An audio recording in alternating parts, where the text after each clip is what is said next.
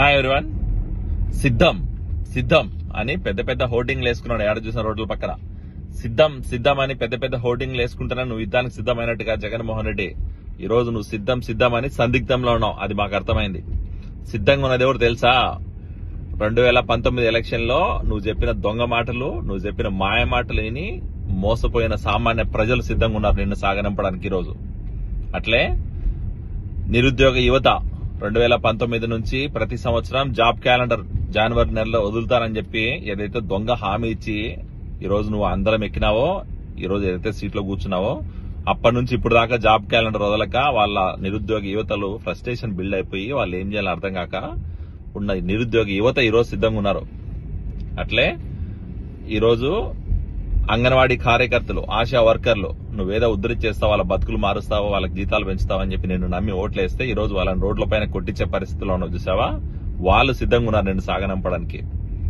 అట్లే ఇంకా చెప్పాలంటే మద్యపాన నిషేధం అని చెప్పి పెద్ద పెద్ద ప్రచారాలు చేసుకుని మద్యపానం సమూలంగా నిర్మూలిస్తా అని చెప్పి దొంగ హామీలు ఇచ్చి గద్దెనెక్కిన తర్వాత ఈ రోజు అదే మద్యపానం మీద నువ్వు 100 కోట్ల వ్యాపారం చేస్తుంటే చూడలేక ఆ మహిళలు సిద్ధంగా ఉన్నారు ఈ రోజు నిన్ను సాగనంపడానికి.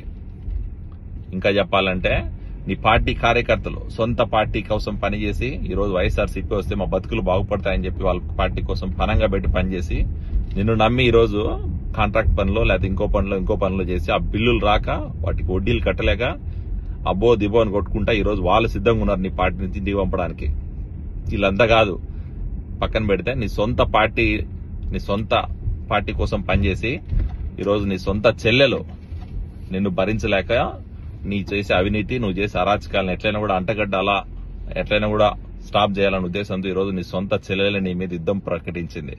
సొంత చెల్లెలే నువ్వు నీ మీద ఇదే చేసే పరిస్థితి ఈరోజు. ఇలాగా చెప్పుకుంటా పోతే చాలా మంది ఉన్నారు. బీసీ ఎస్సీ సోదరులు అవ్వచ్చు, లేకపోతే ఎస్సీ ఎస్టీ మైనారిటీ సోదరులు నువ్వు చేసిన మోసాలు అవ్వచ్చు, నువ్వు చేసిన దాడులు అవ్వచ్చు, నువ్వు చేసిన అరాచక పాలన అవ్వచ్చు, ఇవన్నీ కూడా గమనించి ప్రజలు సిద్ధంగా ఉన్నారు నిన్ను సాగనంపడానికి. ఇంకా నువ్వు సిద్ధమయ్యేదేంది? ఇది ఎట్లుంది తెలుసా? మరిగే కుక్క కరవదు అన్నట్టు నువ్వు ఊరికే సిద్ధం అని మరగడం తప్ప ఏం చేసే పరిస్థితి లేదు ఈరోజు రాష్ట్రంలో. గుర్తుపెట్టుకో.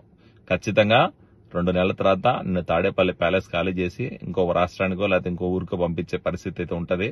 Get ready. తాడేపల్లి ప్యాలెస్ ఖాళీ చేసి లోటస్ పాండ్ పోతావో, బెంగళూరు ప్యాలెస్ పోతావో, లేకపోతే మొన్న కట్టుకున్న వైజాగ్ ప్యాలెస్ పోతావో, దానికి సిద్ధంగా ఉండు. నువ్వు మళ్ళీ సీఎం సీట్లోకి వస్తావనేది నీ కళ.